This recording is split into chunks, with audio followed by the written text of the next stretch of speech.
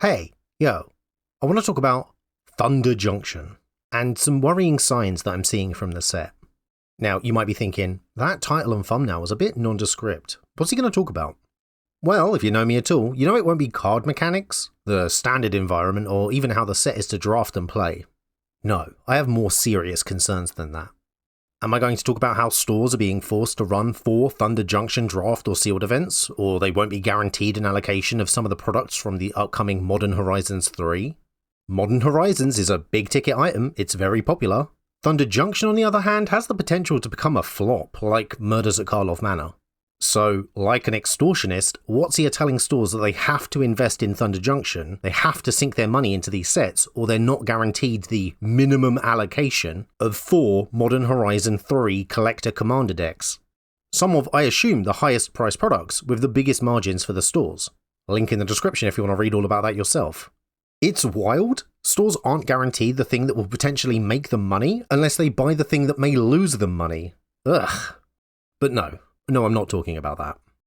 Am I talking about these 2 cards, Thunderclap Drake and Memory Vessel, which both suggest a lack of quality control and playtesting from WotC due to the fact that both have received an errata before they're even released, thanks to the pair being misprints that lack the correct rules text. They're not even out yet and they're already wrong. And as ridiculous as that is, no, I'm also not talking about that here. Am I talking about the recent art theft and plagiarism accusations in which Magic artist Faye Dalton was accused of copyright infringement and direct copying in a Facebook post from another well-known Magic artist, Donato Giancola, who said, "Wow, nearly speechless, but not speechless enough to not contact a lawyer." And reportedly, "Hey, Faye Dalton, do you mind not stealing my work on highly paid public commercial commissions in the genre which I make my living and hold my reputation dear? This is criminal and theft. What other works have you stolen?" Big oof. Now, I'm no lawyer, but I suspect this is going to be a lot of trouble for Wizards. Probably why they put out this statement on Trouble in Pairs. We've heard questions on the integrity of the art on the card Trouble in Pairs from the Murders at Karlov Manor Commander set, and we had questions too. As we have looked into this further, we are now suspending future work with Faye Dalton. Double oof. Now, as you may have spotted, that card is from Karlov Manor, but it's evidence of systemic problems with the way artists are treated by Wizards of the Coast, which will still be present in Thunder Junction. Artists have to put their nose to the grindstone for often very little compensation. If WotC will pay roughly the same amount of art whether it's taken 1 hour or 1 week, then obviously they've created a system that's going to encourage quantity over quality. It's no wonder that some artists are going to cut corners, whether it be via plagiarism, the use of AI, or just uninspired sloppy work. And I mean, look at me. Clearly I'm no artist, so my opinion and speculation is basically worthless. But knowing that WotC are making their artists so hard up that they're turning to crime to produce work, well, I look at some of these cards from Thunder Junction and, I don't know man. Weird lighting, shadows and framing, slightly awkward poses, clothing looking a little like it was added on in post. I'm not going to show any specific examples from the recent set of what I'm concerned about because I think that would be a dick move on my part. A lot of these artists are hardworking and they don't deserve some shitbag like me accusing them of wrongdoing just because their art isn't to my taste. But that is also sort of my point though. There's no smoke without fire and these allegations just keep happening. It's gotten to a point where I can't look at any piece of art from Thunder Junction without being suspicious in how it was created. And I point the blame for that squarely at Wizards of the Coast. Link in the description for everything I just referenced here. So is that what this video's on? Also no. Am I talking about the world building of Thunder Junction? How the core of the set appears to be around named characters that we already know who have arrived, seemingly inexplicably, to just stand around wearing a cowboy hat and to steal focus. How the plane was introduced to us by people like head designer Mark Rosewater, who said of Thunder Junction's setting on his blog, link in the description, "It's not new, but prior to the Omen paths it was uninhabited." But then, when you actually read the story and see even in just the first episode sentences like, "Saddlebrush was far from the prettiest town on Thunder Junction." Wait, what? The Omen paths have only just opened. How is there a fucking town here? Hands tightened around a crate of vegetables. "I didn't expect to see you today. I've got a delivery going to your ranch in the morning." What? They already have grocery deliveries? How does she have a ranch? What is it she's ranching? You sure no one's going to come looking for this kind of money? Huh? What money? Has the multiverse adopted a single form of currency? Even the different countries of the EU couldn't manage that, let alone different dimensions.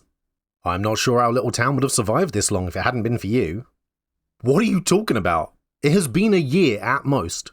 And then there's things like this. The man's smile persisted. I came all the way from the city. Ugh, they've got cities as well, apparently. I came all the way from the city to meet you in person. I suppose you could say I'm a big fan. That's only half an answer, she said coolly. Her right eye flashed with a hint of orange, and she saw the man for who he really was beneath the illusion. She knotted her brows in a frown. What business does a fae have out here in the wastes? Right, now you can headcanon this to make sense, but are you telling me that the people of the multiverse are just cool with the existence of fae and other fantasy creatures not from their home plane? Like, there's no vampires where you come from, but you meet one and it's no big deal, just another person, right? Is that a goblin? Perfectly normal? Nothing you haven't seen before? And if you're not sure what I'm getting at, I feel like this story, Outlaws of Thunder Junction, A Pleasant Family Outing, perfectly summed up both the points that I'm trying to make.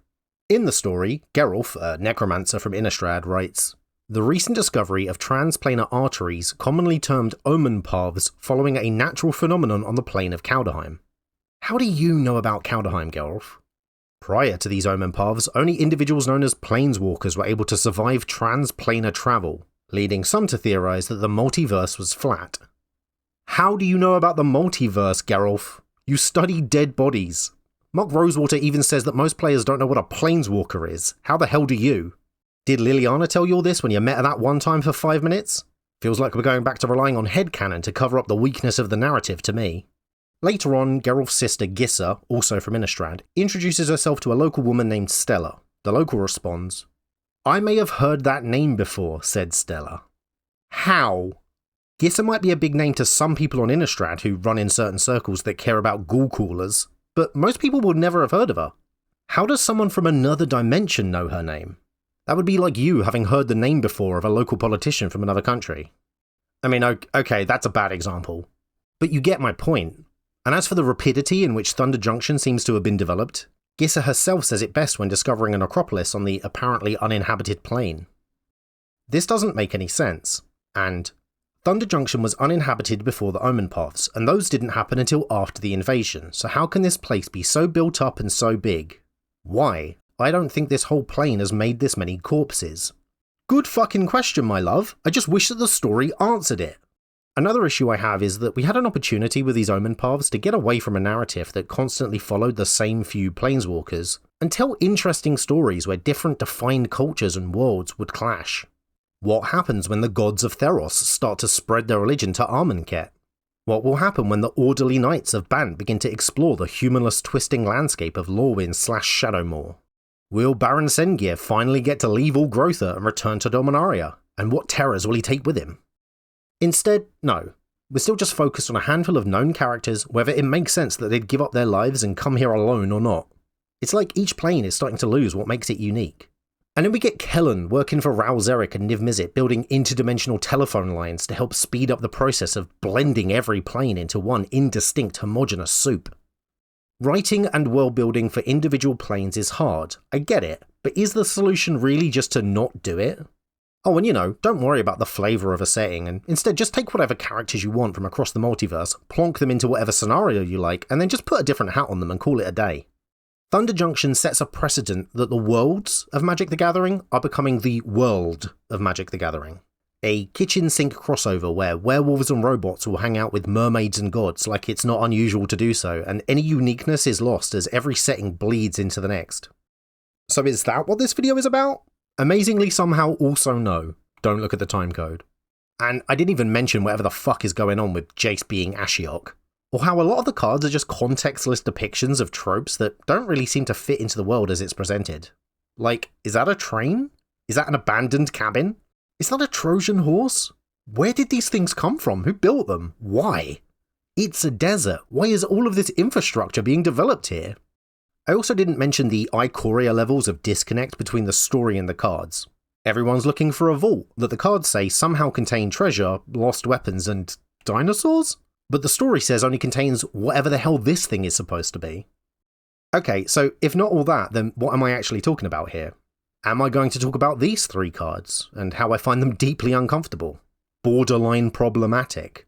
I may very well be the only person that holds this opinion, but if you're unaware of what I'm talking about, the characters depicted in these cards are all Viashino, a race of humanoid lizard people descended from dragons, created by Mark Sumner for his novel, The Prodigal Sorcerer. before later appearing on cards. However, unlike these older cards which have the Viashino creature type, the 3 printed for Thunder Junction are now just listed as lizards.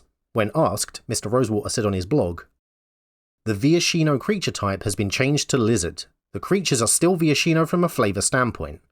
And then when asked, "Are previous Viashino receiving the lizard errata?" he replied, "I'm pretty sure yes." Now, if you're not new here, you'll have heard me moan about things like this before. If you are new here, hi, please hit like and subscribe. It really helps me out. But yeah, I dislike when Wizards errata old physical cards without printing replacements. As if this were a digital game like Hearthstone.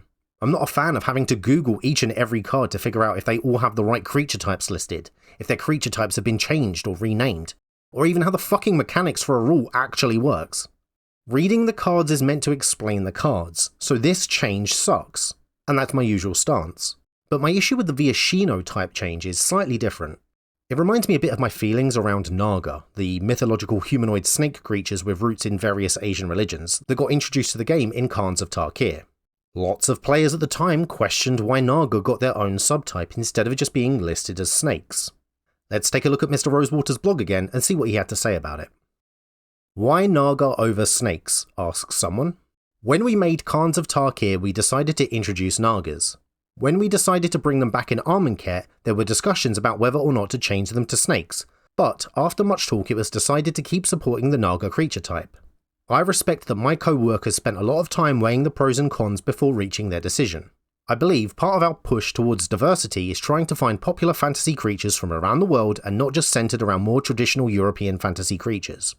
Oh, so Naga are included out of respect for another culture's mythology, not just reducing them to a simple animal, but respecting that they are a unique and different thing.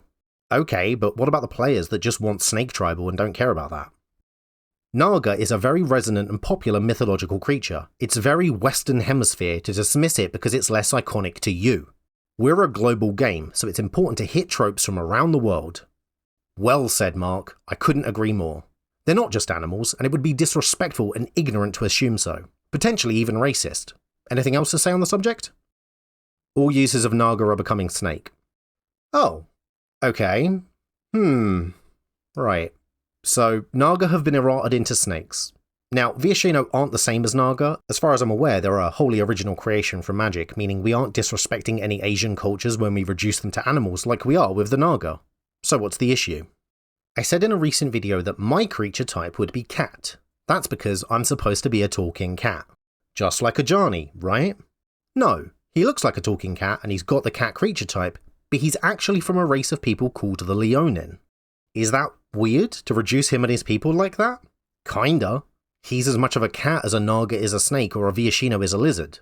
Ajani is an old card and the Leonin cat creature type issue has been around for a while. Wizards are working on the problem in this latest set, but they're going in the wrong way with it. And they're not even doing it uniformly, as evidenced by the humanoid cowfolk Minotaurs and the humanoid horsefolk Centaurs both making an appearance with the correct creature type in the set. How incredibly Western Hemisphere of Wizards to not dismiss those creature types. I guess some mythological creatures deserve their own creature type. I wonder what the distinction is. If you still don't understand why this change makes me uncomfortable, and the issue of reducing a humanoid sentient creature down to the animal that it evolved from, well then imagine if some cards depicting human beings started getting listed with the ape creature type. Are you uncomfortable yet? Let me really spell it out for you. When I see changes to talking, intelligent people that just happen to not look like me have their type changed to that of an animal, I can't help but wonder if the message that we're supposed to take away is, if they don't look like you, if they come from a different place, have a different culture, they have a different voice, or maybe their skin is different from yours, they are just animals, and it's okay to refer to them as such. Now, I know that's an extreme statement, but if you think I'm exaggerating and that Wizards wouldn't make a decision like that, then I invite you to Google the Dungeons & Dragons Hadozi controversy, or just have a read of this official statement they put out about it, link in the description. And if you're thinking about being racist in my comment section, I'm going to delete it and report you, so don't. But yeah, that's my takeaway when I look at changes like this. And I'm willing to admit I may be way off and completely wrong. Maybe there really isn't an issue here. I'm a cartoon cat. I'm not an authority on such things. I guess let me know what you guys think in the comments below. But back to the video. Is that my issue with Thunder Junction? That one type change? Well, if you hadn't guessed, no. It's all of these things.